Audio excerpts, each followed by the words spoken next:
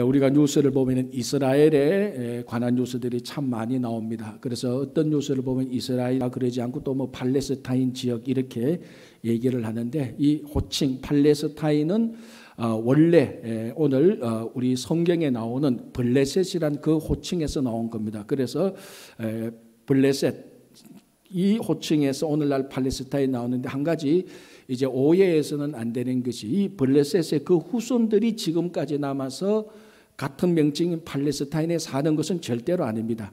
성경에 나오는 블레셋 사람들의 후손들하고 오늘날 팔레스타인에 살고 있는 이 사람들하고는 전혀 인종적으로 민족적으로 아무 상관이 없습니다. 지금 팔레스타인에 가면 이제 이슬람교들도 또 많고요. 팔레스타인에 가면 아주 신실한 크리스찬 성도들도 참 많이 있습니다. 우리가 뭐 팔레스타인 해방기구 이래서 그 아라파트가 뭐 테러도 일으키고, 또 우리 한국과 미국은 특별히 크리스찬 이스라엘에 대해서 굉장히 우호적이기 때문에 이스라엘과 갈등을 맺고 있는 팔레스타인에 대해서 우리가 굉장히 부정적인 이런 인식이 있는데, 사실은 그 인식은 좀 우리가 고쳐야 될 필요성이 있습니다. 팔레스타인이 굉장히 신실한, 우리하고 함께 삶을 나누어야 된 그런 크리스찬 형제자매들이 굉장히 많이 있습니다. 자, 어쨌든 이게 주제가 아니고, 이 팔레스타인의 명칭이 블레셋에서 나왔고, 이 블레셋이 이제 사무엘상 전체에서 이 사무엘 선지자, 사울 왕, 다윗, 이 계속해서 가장 이 사람들을 많이 괴롭혔던, 전쟁을 많이 했던 종족이 바로 블레셋입니다. 오늘 또 우리가 함께 나누는 이 사무엘상 4장에도 이제 블레셋과 전쟁이 일어나는, 그래서 1차적으로 이스라엘 백성들이 블레셋과의 전쟁에서 패배했던 그 내용에서부터 시작됩니다. 어떤 연유인지는 모르겠지만 블레셋과 이스라엘이 전쟁을 했습니다. 그런데 이 전쟁에서 이스라엘이 패배를 했고 4,000명이 죽게 됩니다. 자, 오늘 본문 4장은 이제 여기서부터 시작되는데, 4,000명이 죽고 이스라엘이 패배했으니까 이스라엘의 지도자들, 장로들이 함께 모여서 이제 이 일을 수습하기 시작합니다. 수습하면서, 자, 이제 그럼 우리가 패배했다고 물러나고 여기서 포기할 것이 아니고 다시 우리가 블레셋과 전쟁을 해서 우리가 이기자. 그래서 이번에는 우리가 언약궤를 들고 나가서 싸우자, 이렇게 결론을 맺습니다. 자, 이 언약궤를 들고 나가서 싸우자. 언약궤는 뭡니까? 하나님께서 함께 하시겠다고 약속했던 성막 지성소에 있었고, 성전, 나중에 성전 지성소에 안치된, 아마 이 지구상에서 가장 거룩한 물건이 있다면 바로 이 언약궤입니다. 그래서 언약궤를 들고 나가서 싸우자. 이거 얼핏 보면 굉장히 좋은 결론을 내린, 역시 이스라엘의 장로들, 지도자들이 내릴 만한 멋진 결론이다라고 생각할 수 있겠지만, 한꺼풀을 벗겨보고 그 속을 보면은 이게 겉으로 드러난 이 현상하고 좀 다르다는 것입니다. 자, 오늘 본문 4장 3절을 다시 한번 제가 읽어드릴게요. 이렇게 되어 있습니다. 백성이 진영으로 돌아오며, 자, 1차 패배를 하고 진영으로 돌아왔습니다. 4,000명이 죽고, 이스라엘 장로들이 이르되 여호와께서 어찌하여 우리에게 오늘 블레셋 사람들 앞에 패하게 하셨는고, 여호와의 언약궤를 실로에서 우리에게로 가져다가 우리 중에 있게 하여, 이렇게 나옵니다. 그러니까 이 사람들은 지금 자기들이 왜 전쟁에서 패배했는가에 대한 원인 분석이 여기서 보면 뭐라고 말하는가 하면, 여호와께서 어찌하여 우리에게 오늘 블레셋 사람들 앞에서 패하게 하였는고, 다시 말하자면 여호와께서 블레셋에게 우리가 패하게 하셨다. 그게 전쟁에서 졌던 결정적인 이유라는 겁니다. 자, 크게 보면은 이 말이 전혀 틀린 말이 아닙니다. 왜냐하면은 전쟁에 이기고 지는 것은 하나님에게 달렸기 때문에. 그래서 전쟁에서 이겨도, 이스라엘이 전쟁에서도 이기고 하나님께서 이기게 해주시기 때문에 이긴 것이고, 전쟁에서 져도 하나님께서 패배하게 하신 것이기 때문에 전쟁에서 진 것이다. 그렇게 본다면은 어찌하여 하나님께서 우리가 블레셋에게 패배했는고, 이 말이 틀린 말이 아닙니다. 맞습니다. 그런데 이 우리가 하나님께서 우리를 블레셋에게 패배했다라고 이 말을 하면서 한 가지 물어야 될 질문이 있습니다. 뭡니까? 그렇다면은 왜 하나님께서 우리가 블레셋에게 패배하게 했는가? 그거를 물어야 되는 겁니다. 궁극적으로 결정은 하나님이 하셨지만, 하나님께서 이스라엘 백성들이 패배하게 하셨지만, 그럼 하나님 왜 우리가 블레셋에게 패배했습니까? 그거를 물어야 되는 겁니다. 그런데 그거는 없습니다. 그건 묻지 않고 하나님께서 우리를 패배하게 했다. 어쩌면은 책임을 지금 하나님에게 전가시키고 있는 그런 비겁한 모습들이 우리들에게 보이고 있습니다. 자, 이스라엘 백성들이 전쟁에서 졌습니다. 이거 1차 패배인데요. 블레셋 1차 전쟁 패배인데요. 이게 패배의 손실이 적지 않습니다. 군사만 4,000명이 죽었습니다. 큰 전쟁의 손실입니다. 그런데 우리가 지금까지 창세기로부터 쭉 지금 사무엘상 4장까지 이렇게 보면서 특별히 출애굽 그리고 광야 생활 그리고 가나안 정복 많은 전쟁을 했습니다. 이스라엘 백성들이 전쟁을 할 때 어떨 때는 이기고 어떨 때는 졌습니다. 그래서 전쟁에서 졌다면은 자기들이 전쟁에서 지고 난 다음에는 이스라엘 백성들이 정신을 차렸을 때는 죄를 뒤집어쓰고 베옷을 입고 가슴을 치며 한탄을 했습니다. 하나님, 우리가 잘못했기 때문에 우리가 죄를 지었기 때문에 이렇게 전쟁에서 졌습니다. 그래서 항상 회개를 하고 그 다음에 난 다음에 전쟁을 또 하기 시작했는데 오늘 이 블레셋과의 전쟁에서 이스라엘 백성들은 하나님, 하나님께서 우리를 블레셋에게 패배하겠다라고 말하면서 우리가 왜 패배했는가에 대한 분석은 없고 거기에 대한 말은 없습니다. 그래서 이 본문을 보면 어디에도 이렇게 1차 패배를 했는데 남자만 4,000명이 죽었는데도 단 한 명도 어떤 지도자도 가슴을 치며 베옷을 갈아입고 죄를 뒤집어 쓰는 사람이 한 명도 없습니다. 아, 우리가 하나님께서 우리를 지게 했구나. 패배하겠구나. 그래서 이제 우리는 언약궤를 들고 나가서 싸우자라고 말을 했습니다.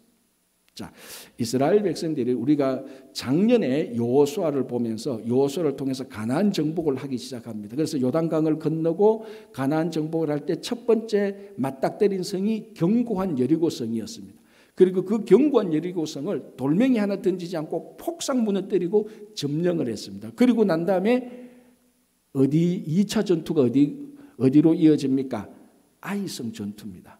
근데 아이성은 진짜 우리나라의 아이처럼 작은 성이에요. 아이처럼 작다고 해서 아이성은 아니에요. 그런데 이게 같이되기 때문에 우리가 알기 쉽습니다. 아이와 같은 진짜 작은 성 아이성이에요. 그래서 여호수아도 아주 가볍게 여겼습니다. 자, 우리가 이 견고한 여리고성을 무너뜨렸는데 저 아이성 하나쯤이야. 야, 몇 명 올라가서 전쟁해. 그래서 올라가서 전쟁했는데 사람들은 많이 죽진 않았습니다. 36명이 죽었다고 말하는데 그 전쟁에서 패배한 기운이 이스라엘 백성들을 완전히 절망 속에 빠뜨려 버렸습니다. 그래서 이스라엘 백성들이 그 전쟁에서 아이성과의 1차 전쟁에서 패배하고 이렇게 말합니다. 자기들의 마음이 녹을 듯 했다라고 말합니다. 그러니까 굉장히 두려웠던 거죠. 그래서 아이성과의 1차 전투에서 패배하고 여호수아와 이스라엘 백성들이 이렇게 자기들이 패배의 원인 분석을 합니다. 그게 여호수아 7장 7절인데요. 제가 읽어드릴게요. 이르되 슬프도소이다. 주 여호와여 어찌하여 이 백성을 인도하여 요단을 건너게 하시고 우리를 아모리 사람의 손에 넘겨 멸망시키려 하셨나이까. 자, 지금 여호수아가 우리를 아이성과의 1차 전투에서 패배하고 말하기를 하나님 우리를 어찌하여 아모리 사람의 손에 넘겨서 멸망하게 하셨나이까. 자, 이렇게 말했습니다. 자, 오늘 사무엘상 4장에서 블레셋과의 전쟁에서 패배하고 난 다음에 이스라엘 지도자들과 사람들이 뭐라고 말합니까? 우리가 어찌하여 블레셋에게 패배했습니까? 같은 맥락의 말을 합니까? 다른 맥락의 말을 합니까? 같은 맥락의 말을 합니다. 하여튼 전쟁에서 지면은 이 사람들은 일단은 하나님 왜 우리를 전쟁에서 지게 합니까?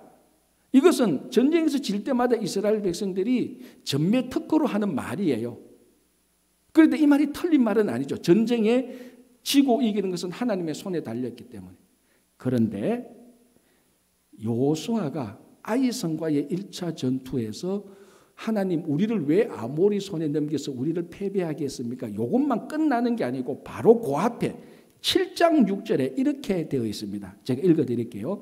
여호수아가 옷을 찢고 이스라엘 장로들과 함께 여호와의 궤 앞에서 땅에 엎드려 머리에 티끌을 뒤집어 쓰고 저물도록 있다가 이르되 슬퍼도소이다. 무슨 장면입니까? 회개하는 장면이죠. 전쟁에서 졌다. 그래서 여호수아가 옷을 찢고 자, 이것은 애통하는 겁니다. 우리가 전쟁에서 죽구나. 가슴을 찢고 이스라엘 장로들 다 오라 그래서 지도자들 다 오라 여호와의 궤 앞에서 땅에 엎드려 머리에 티끌을 뒤집어 쓰고 해저물 때까지 엉엉 웁니다. 하나님, 우리가 잘못했습니다. 하나님, 우리 말은 우리가 교만했습니다. 저 견고한 여리고성 이겼다고 했는데 이기고 우리가 교만해서 아이성 가볍게 봤다가 우리가 졌습니다. 가슴을 찢고 죄를 뒤집어 쓰고 엉엉 우는 장면이 나옵니다. 그리고 난 다음에 하나님, 어찌하여 우리를 아모리 사람의 손에 넘기려고 합니까? 하나님, 우리가 잘못했습니다. 용서해 주십시오. 그래서 여기는 지금 회개하는 내용이 나오는 겁니다. 그런데 블레셋과의 전쟁에서는 회개가 쏙 빠졌습니다. 그래서 여호수아에게 하나님께서 나타나셔서 너희들이 왜 아이성과의 전투에서 졌는 이유를 말해줍니다. 이유가 뭡니까? 아간의 죄 때문에. 너희들 가운데 아간이 지은 죄가 있어서 그 죄 때문에 망했다고 알려주고, 그래서 여호수아가 이스라엘 모든 사람을 모아서 아간을 잡아내어서 아간과 그 가족을 처단하고 아이성과 2차 전투를 합니다. 이겼습니까? 졌습니까? 이겼지요. 그러니까 1차 전투 패배와 2차 전투 승리 사이에 무엇이 있습니까? 하나님께 회개한 것이 있다. 전쟁에서 졌다. 우리가 하나님께 회개한다. 우리 잘못했다. 하나님 용서해 주십시오. 그리고 난 다음에 2차 전투를 할 때 하나님께서 이스라엘 백성들이 이기게 하는 겁니다. 자, 오늘 이스라엘 백성들이 블레셋과의 1차 전투에서 졌습니다. 왜 전쟁을 했는지는 모르겠지만 1차 전투에서 졌습니다. 지고 난 다음에 한 명도 이스라엘의 장로 지도자 가운데 단 한 명도 티끌을 뒤집어 쓰고 베옷으로 갈아입고 가슴을 치는 자가 한 명도 없습니다. 하나님께서 우리를 패배하게 했다. 그래서 우리가 언약궤 가지고 가자. 자, 이 2차 전투, 블레셋과 2차 전투 이겼습니까? 지었습니까? 자, 제가 읽어드릴게요. 다시 사무엘상 돌아가겠습니다. 오늘 본문으로 다시 돌아가서 사무엘상 4장 10절을 제가 읽어드릴게요. 자, 이거는 2차 전투 결과입니다. 블레셋 사람들이 쳤더니 이스라엘이 패하여 각기 장막으로 도망하였고 살육이 심히 커서 이스라엘 보병에 엎드려진 자가 3만 명이었습니다. 자, 1차 전투 블레셋과의 전투에서 졌습니다. 4천 명 죽었습니다. 2차 전투 언약궤 가지고 나갔는데 전쟁에서 했는데 더 크게 졌습니다. 3만 명이 죽었습니다. 7.5배나 사람이 죽었습니다. 그런데 본문은 살육이 심히 커서, 왜 이 사람들이 2차 전투에 또 졌습니까? 회개가 빠져 있습니다. 여러분, 우리 성도의 삶은 영적 전쟁입니다.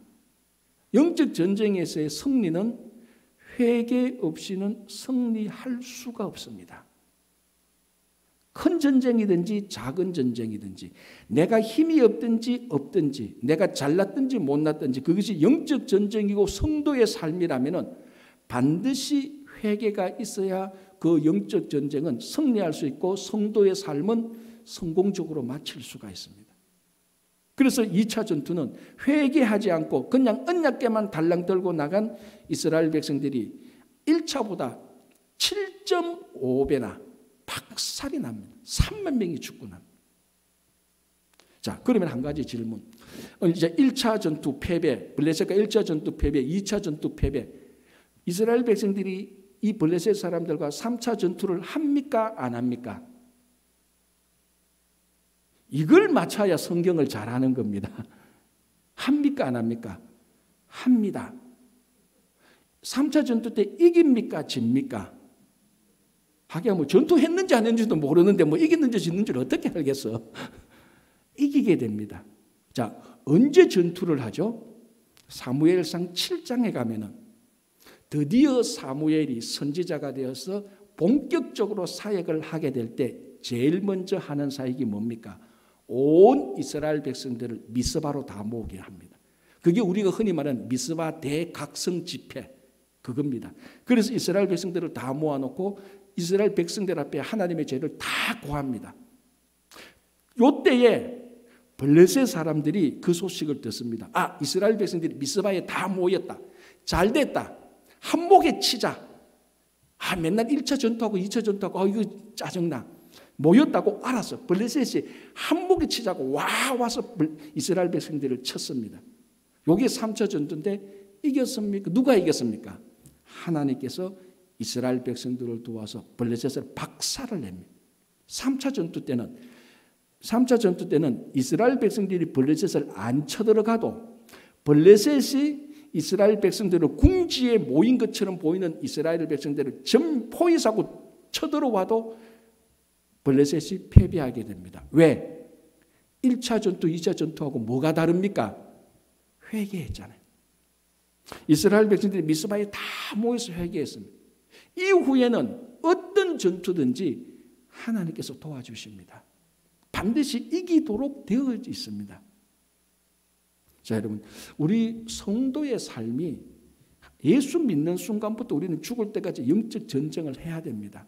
여러분들이 부인하든 부인하지 않든 그 삶은 영적 전쟁의 삶이고 신앙의 삶입니다. 전투가 누구는 치열하고 누구는 덜 치열할 수 있지만, 누구는 이게 전쟁이라는 것을 알 수도 있고 모를 수도 있지만은 예수 그리스도를 믿는 순간부터 우리는 영적 전쟁의 삶을 한평생 살아갑니다.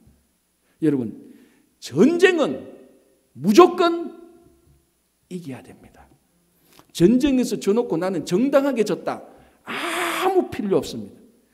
전쟁은 안 하는 게 제일 좋지만, 안 싸우면 제일 좋지만, 싸우면은 이기고 보는 겁니다. 지고 난 다음에 나 정당하게 패배해서, 그건 패배한 자의 비겁한 변명입니다.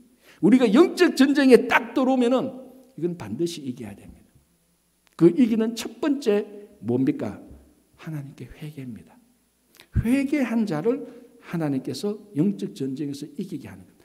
그래서 예수님께서 사역을 시작하실 때 첫 번째 메시지가 뭡니까? 회개하라, 천국이 가까우나. 이게 예수님의 사역의 첫 번째 선포된 메시지입니다. 회개하라. 이제 하나님의 나라가 오고 하나님의 나라가 오니까 하나님께서 승리하시는데 그 첫 번째 스텝이 회개라는 것입니다. 여러분, 우리 중세 때 마틴 루터가 종교개혁을 시작하지 않습니까? 원래 마틴 루터는요, 종교개혁을 할 만한 인물이 아니에요. 사실은 굉장히 내성적이고, 그 사람은 마틴 루터는 사람들 앞에 나가서 사람들을 끌고 리드하는 그런 스타일이 아닙니다. 그런데 마틴 루터가 중세 기독교를 보니까 너무 타락했잖아요. 야, 이거 우리 이래가 안 되겠다. 그래서 우리가 함께 좀 얘기해보자. 그래서 라틴어로 95개의 중세 시대의 우리가 같이 우리말로 하면은 세미나 할 제목을 95개 써서 비텐베르크 성벽에 1517년 10월 마지막 날에 붙여놨습니다. 그게 우리가 말하는 90 중세 기독교, 중세 가톨릭에 반박하는 95가지 반박문입니다. 이야기 들어봤죠? 이거 라틴어로 썼습니다. 한국말로 쓴 게 아니고. 그 혹시 읽어보셨어요? 아니, 뭐 있는 줄도 모르는데 뭐 어떻게 읽어보겠어요? 성경도 안 읽어보는 판에. 그래서 제가 친절하게 95개를 다 읽어드릴 수는 없고 제일 첫 번째만 읽어드리겠습니다. 그러니까 이 무슨 말인가 다시 정리하면요, 지금 이 시대가 너무 타락했다. 이거 우리가 바꾸어야 된다. 그래, 바꾸기 위해서 이렇게부터 지금 이 타락한 것을 우리 같이 한번 얘기해보자. 그 첫 번째가 뭔가 하면요, 반박문 첫 번째가 이겁니다. 우리들은 주님이시며 선생이신 그리스도께서 회개하라고 말씀하셨는데 이는 신자들의 전 생애가 회개가 되어야 한다는 것을 의미한다. 이게 95개조 반박문 첫 번째입니다. 주제가 뭡니까? 회개입니다. 회개. 이 시대가 회개하지 않고서는 어둠이 물러갈 수 없고, 이 시대가 회개하지 않고서는 하나님이 바로 설 수 없다. 회개부터 하고 그 다음에 또 무엇을 해야 된다는 그런 의미죠. 그러니까 회개 없이는 성도의 삶은 결코 성공할 수가 없습니다. 자, 여러분들이 어떤 방식의 성공을 원하는지는 저는 잘 모르겠습니다. 그러나 여러분들이 신앙을 가지고 있는 한 세상 사람처럼 출세 성공, 잘 먹고 잘 살자는 그런 마음도 한쪽 구석에 있긴 있겠지만, 우리들의 본심은 우리가 신앙생활을 하는 한 정말 신앙적으로 성공하고 싶은 마음이 다 있습니다. 영적 전쟁에서는 이겨야 되고, 회개를 빼놓고 여러분 절대로 이길 수가 없습니다. 자, 중국의 춘추 전국 시대 때 이런 일이 있었습니다. 한 사람이 그 말을 몰고 북쪽으로 갑니다. 그래서 선비가 그 북쪽으로 가는 사람한테 물어봅니다. 이보시오, 이보시오. 지금 당신 어디를 가고 있어? 하니까 나는 지금 초나라로 가고 있어라고 말합니다. 이 초나라가 그때 방향으로 보면 남쪽에 있거든요. 남쪽에 있는 초나라를 간다고 말하는 게 말을 몰고 북쪽으로 가는 겁니다. 그래서 이 사람이 말합니다. 아니요, 어르신. 초나라는 여기 남쪽에 있는데 북쪽으로 가면서 초나라 못 갑니다. 남쪽으로 가세요. 하니까 그 말 모르는 사람이 걱정하지 말게. 이 말은 중국에서 세계에서 제일 좋은 말이기 때문에 초나라로 갈 것이네. 또 뭡니다. 아니요. 초나라는 남쪽이요. 이쪽으로 가면 초나라가 아니고 다른 곳으로 가요. 하니까 또 말합니다. 걱정하지 말게. 나는 돈이 두둑하게 있네. 어디를 가도 괜찮으니 나는 물질도 많네. 나는 초나라로 갈 것이네. 또 사람이 말합니다. 아니요. 초나라는 남쪽에 있어. 지금 이쪽 북쪽으로 가면 초나라로 가는 게 아니요. 하니까 또 이렇게 말한다. 걱정하지 말게. 내 앞에 이 마부는 중국에서 제일 좋은 마부네. 나는 초나라로 갈 것이네. 질문. 이 사람이 초나라로 갔겠어요? 못 갔겠어요? 못 갔지요. 초나라가 남쪽인데 계속 북쪽으로 가는데 왜 초나라를 어떻게 가겠어요? 그런데 이 사람은 뭐라고 착각합니까? 내가 몰고 있는 말이 제일 좋다. 초나라로 간다. 내가 부리는 마부가 제일 좋은 마부다. 초나라로 간다. 나는 돈이 두둑하다. 초나라로 간다. 여러분, 초나라로 가는 게 돈하고 말하고 마부하고 무슨 상관이 있습니까? 방향을 잡아야죠. 남쪽으로 턴해야 초나라로 가는데 북쪽으로 계속 가면서 돈이 많다, 좋은 말이 있다, 나는 똑똑하다, 나는 주변에 사람들이 많다, 나는 인기가 있다, 권력이 있다, 친분이 높다, 지위가 높다, 백날 떠들어봤자 북쪽으로 가는 나는 초나라로 못 갑니다. 돈도 없고 명예도 없고 권력도 없고 말도 없고 아무것도 없어도 방향을 돌려서 남쪽으로 가면 초나라로 가는 겁니다. 이게 회개입니다. 회개하지 않고 아무리 똑똑하고 아무리 봉사하고 아무리 사회적으로 인정받아도 나는 하나님의 나라를 향하여 간다. 못 가는 겁니다. 이 초나라로 북쪽으로 가면서 말 좋다고 자랑하고 지 마부 좋다고 자랑하고 돈 좋다고 자랑하고 북쪽으로 가면서 초나라로 간다고 말하면서 초나라 못 가는 사람하고 똑같습니다. 방향을 돌려야 됩니다. 회개가 뭡니까? 삶의 방향을 돌리는 겁니다. 그거 없이는 영적 전쟁과 성도의 삶은 결코 성공적으로 끝나지 못합니다. 그래서 오늘 언약궤를 가지고 나가 본들, 회개하지 않는 이 백성들이 언약궤를 가지고 나가 본들 블레셋하고 싸웠는데 1차하고는 비교할 수 없을 정도로 7.5배나 죽은 사람만 해도 7.5배나 더 박살이 나버리는 것입니다. 자, 이제 이 사람들이 언약궤를 가지고 나가는 태도를 한번 보겠습니다. 다시 4장 3절 중간에 보겠습니다. 이렇게 되어 있습니다. 여호와의 언약궤를 실로에서 우리에게로 가져다가 우리 중에 있게 하여 그것으로 우리를 우리 원수들의 손에서 구원하게 하자. 자, 하나님께서 우리를 패배하게 했으니 회개는 전혀 하지 않고 언약궤를 가지고 나가서 싸우자. 그러면 이길 것이다. 그래서 언약궤를 가져옵니다. 언약궤가 지금 어디 있죠? 실로. 왜 실로에 있죠? 실로에 성막이 있으니까.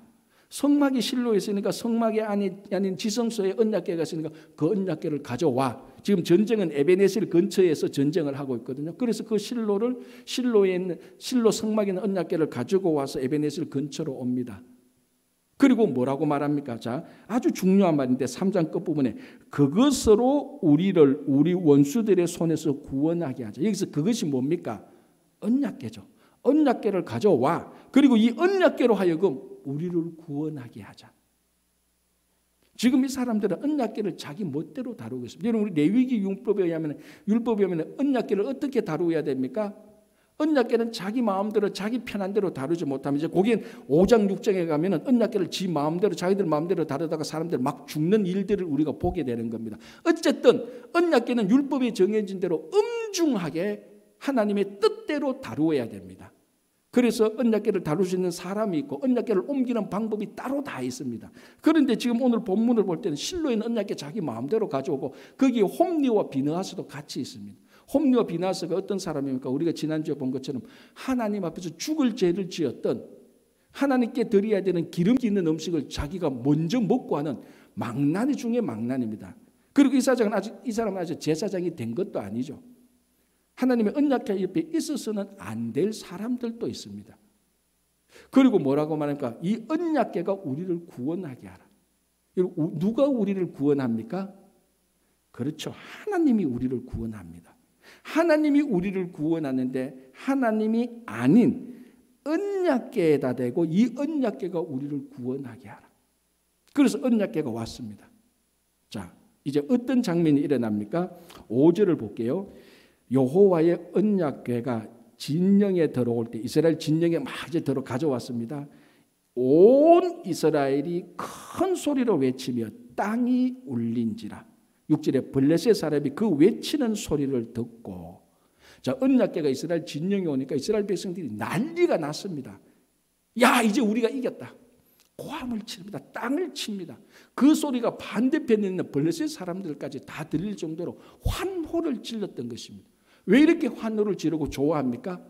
언약궤가 왔으니 이제 우리가 언약궤 들고 나가서 싸우면은 반드시 이긴다. 언약궤가 승리를 보장한다고 확실히 생각했었습니다. 언약궤는 승리의 확실한 표시였습니다. 여러분, 전쟁의 승리의 확실한 분은 누굽니까? 여호와 하나님입니다. 그래서 이 사람들은 이 언약궤를 가지고 나갑니다. 자, 이 폼이 꼭 뭐하고 똑같은가 하면요, 자식 군대 보낼 때요, 어머니가 몰래 무당한테 가가지고요, 용한 부적 하나 받아가지고 자식한테 부적 주고, 야, 너 군대 갈 때 이 부적 꼭 가지고 있어라. 너 그러면 전쟁할 때도 이긴다. 그 꼴하고 똑같은 겁니다. 지금 언약궤만 가지고 나가면 이길 것이라고 생각합니다. 부모가 부적 하나 끊어가지고, 비싼 부적 하나 끊고 자식에게 주고 가슴에 품고 다니라 하는 거하고 하나도 다를 바가 없습니다. 이 사람들은 하나님이 언약궤하고 함께 하겠다 했던 이 약속, 이 사람들은 하나님과 언약궤를 분리시켜서 하나님은 뒤로 내팽개치고 언약궤만 가지고 나갑니다.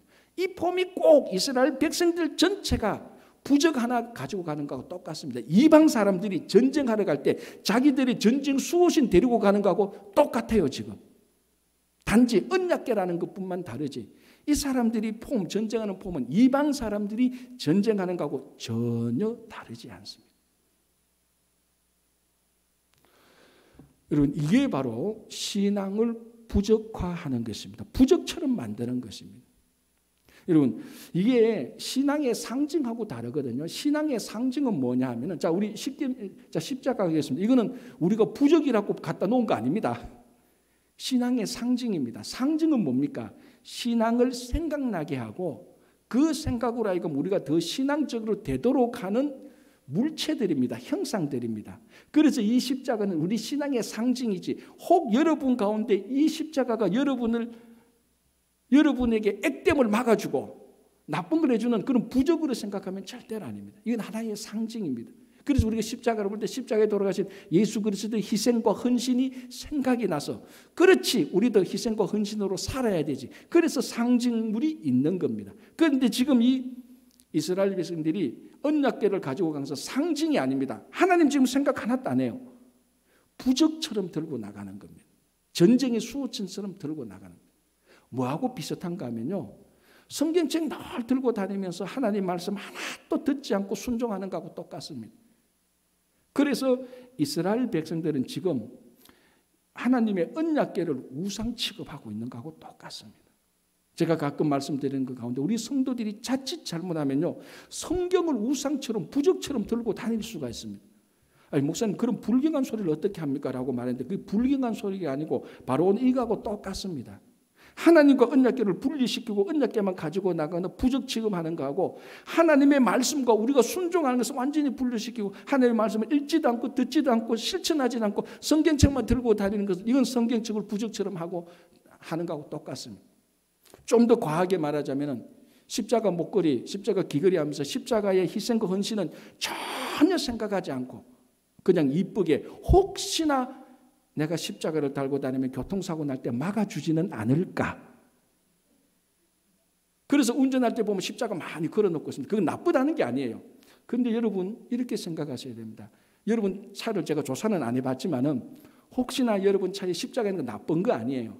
그러나 여러분 이건 생각하셔야 됩니다. 이 십자가가 나를 지켜준다고 생각하면 안 됩니다. 하나님이 지켜주시는 겁니다. 그리고 그 십자가를 붙여놓고는 항상 뭘 생각해야 됩니까? 내가 십자가의 헌신과 희생으로 살아야지. 이 십자가에서 예수님께서 나의 죄를 위해서 돌아가셨고 부활하셨으니 내가 감사하고 예수님께서 내 죄를 사해 주시니 내가 감사한 앞으로 평생 주님을 위해서 살아야지. 그런 신앙의 상징물로 생각하고 십자가를 붙이는 것은 no problem. 좋습니다. 근데 이 십자가만 십자가 하나 걸어놓고 운전하면 난 사고 안 날 거야. 액땜을 막아줄 거야. 그런 십자가를 부적으로 취급해서는 안 됩니다. 사실 그런 신앙의 흔적들이 조금씩 우리 안에 있는 겁니다. 여러분 신앙은 부적을 많이 가지고 있는 게 신앙 아닙니다. 신앙은 오직 하나님께서 우리를 지켜주신다는 확신 속에서 하나님 외에는 우리를 구원할 자가 없다는 믿음 속에서 매일매일을 하나님과 인격적인 관계 속에서 살아가는 게 신앙이지, 이것저것 보기 좋다고 해서 다 더덕 붙여놓고 나는 이런 것들로 인하여서 악한 세력으로부터 나는 보호받을 거야. 여러분 하나님이 악한 세력으로부터 우리를 지켜주십니다. 정말 이 사람들은 하나님 없는 언약궤를 들고 나갈 게 아니고 차라리 언약궤 없는 하나님과 함께 갔었어야 되는 겁니다. 그게 전쟁에서 승리하는 건데 그렇지 못했어요. 여러분 우리도 매사에 살아갈 때 언약궤 없는 하나님을 선택하십시오. 차라리 하나님 없는 언약궤는 다 던져버리고 그런 건 다 부족하고 마찬가지입니다.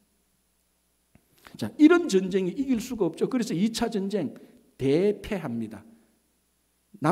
전쟁만 3만 명이 죽게 되는 겁니다.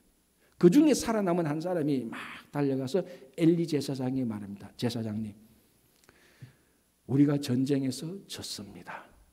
그리고 말씀드리기 어렵지만 제사장님의 아들이신 홈리와 비느하스도 죽었습니다.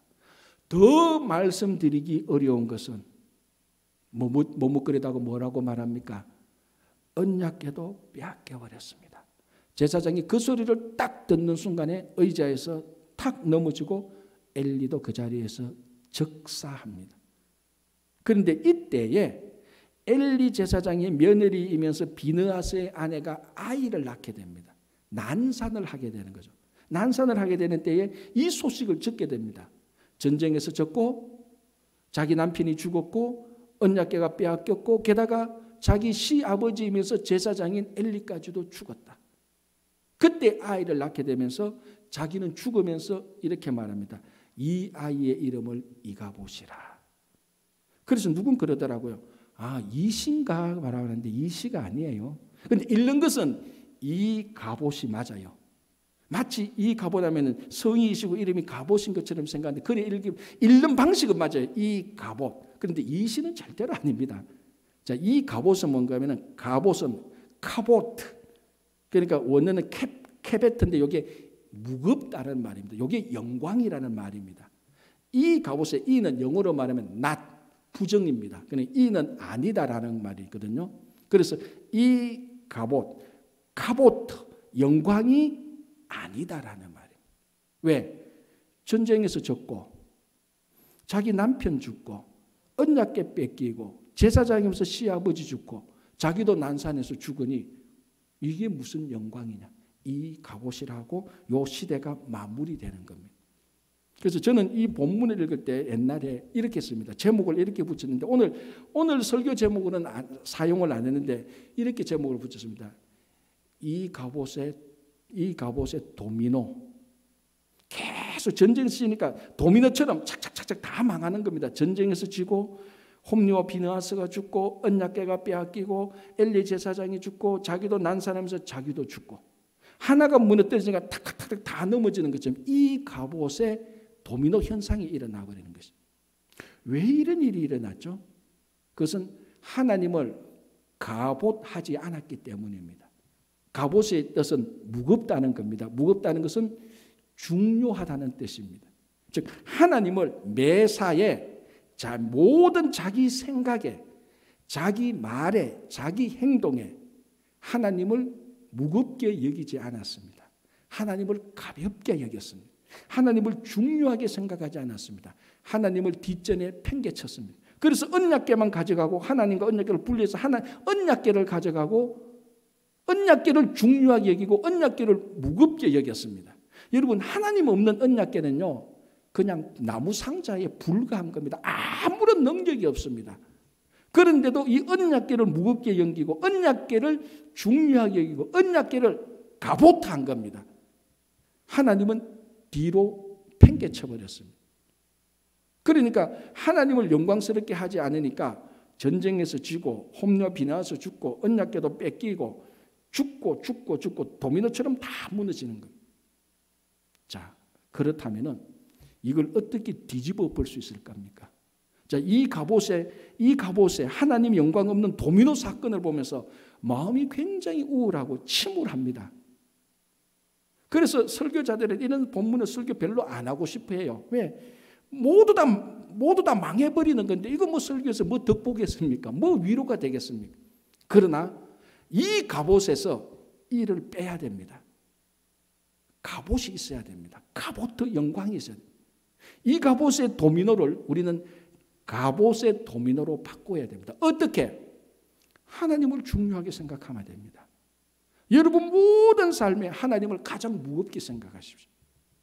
내 생각에, 내 말에, 내 행동에, 내가 직장에 있든 가정에 있든 어디에 있든지 하나님을 제일 중요하게 생각하십시오. 내가 무엇을 가지고 있든 내 신분이 무엇이든 얼마나 배웠든지 얼마나 신앙생활을 오래 했든지 그게 갑옷이 아니고 그게 무거운 게 아니고 하나님이 내 인생에 가장 무겁고 중요한 것으로 생각하십시오.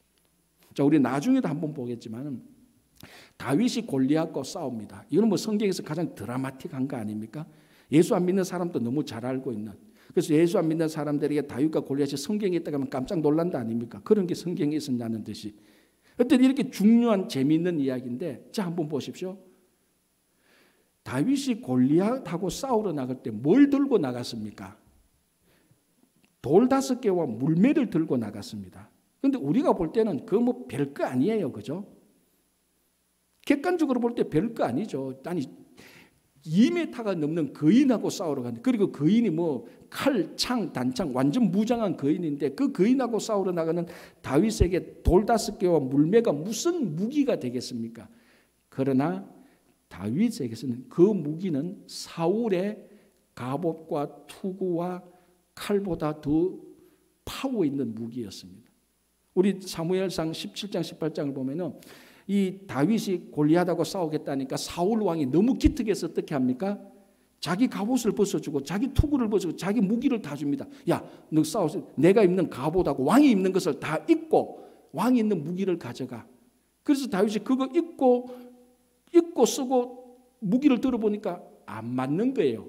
그렇게 해서 싸워본 적이 없으니까 다 벗어버리고 자기가 사자와 곰과 싸우면서 한 번도 패배하지 않았던 천하제일의 명검, 의천도령검, 무협지로 말하면 안 보셨구나. 가장 중요한 파워 있는 무기를 들고 나옵니다. 그게 뭡니까? 돌 5개와 물매입니다. 다윗은 한 번도 돌 5개와 물매를 가지고 나가서 싸워서 진 적이 없습니다. 그래서 칼, 노, 갑옷, 노, 투구, 노. 저는 이것이 더 파워 있는 무기입니다. 마치 이스라엘 백성들이 가장 파워 있는 무기라고 생각했던 언약궤를 들고 나가듯이 다윗에게서 가장 파워 있는 무기는 갑옷도 칼도 아니고 물매와 돌 5개입니다. 이거 들고 나갑니다. 자, 그러면은 우리 같으면 어떻게 합니까? 골리앗이 막 칼 들고 창도 고함 지릅니다. 제 같으면 이렇게 말할게요. 네가 칼과 창으로 했구나. 나 지금 들고 온 건데 나 이거 물매하고 돌 5개인데 네가 보기에는 아무것도 아닌 거지. 나 이거 가지고 한 번도 진 적 없어. 오늘 한번 싸워보자. 네 무기가 이기나 내 무기가 이기나.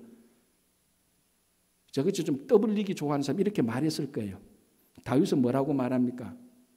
네가 칼과 창과 단창으로 오지만 나는 네가 모욕하는 여호와의 이름과 네가 모욕하는 여호와의 이름과 만군의 하나님의 이름으로 나간다 말합니다. 자기는 무기를 들고 있어요.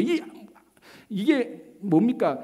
언약궤와 같은 무기예요. 그걸 들고 나가면서도 내가 이런 무기를 들고 왔다고 말하지 않습니다. 손에는 무기가 있지만 나는 하나님의 이름으로 나왔다. 왜?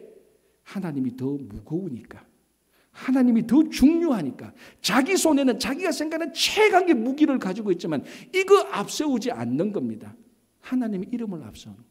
하나님을 중요하게 생각하고 하나님을 무겁게 생각합니다. 누가 이기겠습니까? 뭐 우리는 뻔하게 다 알지만 하나님을 가보트하는, 하나님을 영광스럽게, 하나님을 중요하게 생각하는 사람의 무기는 무엇이든지 간에, 그 사람의 키가 어떻든지 간에, 몸무게가 어떻든지 간에, 전쟁 훈련이 어떻든지 간에 이 사람은 이기도록 되어 있습니다. 왜 블레셋과 싸워서 2차 전쟁에서 패배합니까? 하나님을 가보트하지 않습니다. 하나님을 중요하게 생각하지 않습니다. 하나님과 불리신 언약궤, 마치 부적과 같은 그것을 중요하게 생각합니다. 전쟁에서 질 수밖에 없습니다. 여러분, 우리 성도의 삶의 승리는 오늘 하루 하나님께 영광 돌리는 삶 자체가 이미 성공한, 승리한 삶입니다. 여러분, 어떤 생각을 하든지, 무엇을 하든지, 누구와 함께이든지, 여러분 직업이 무엇이든지, 신분이 무엇이든지, 우리가 어떤 사람인지 간에 우리 삶에 있어서 우리는 하나님을 중요하게 생각할 수 있습니다. 여러분들이 얼마나 아파도, 여러분들이 재산이 얼마나 날아가도, 사업이 얼마나 안 돼도 하나님을 중요하게 생각할 수 있습니다. 그때에 영광의 도미노가 다시 일어납니다. 전쟁에서 다시 승리하게 되고, 죽었던 것이 다시 일어나게 되고, 빼앗겼던 것이 다시 돌아오게 되고, 아프던 것이 다시 일어나게 되고, 하나님의 영광이 나타나며 모든 것이 부활하며 부흥하게 됩니다. 그게 영광의 도미노입니다. 그래서 영광의 도미노의 첫걸음인 하나님을 중요하게 생각하십시오. 그래서 오늘 이 본문에 나타난 이가봇의 도미노를 확 뒤집었고 이 자를 빼고 가봇의 도미노, 가봇, 하나님을 무겁게, 하나님을 중요하게 생각하시는 여러분 되시기 바랍니다. 기도하겠습니다.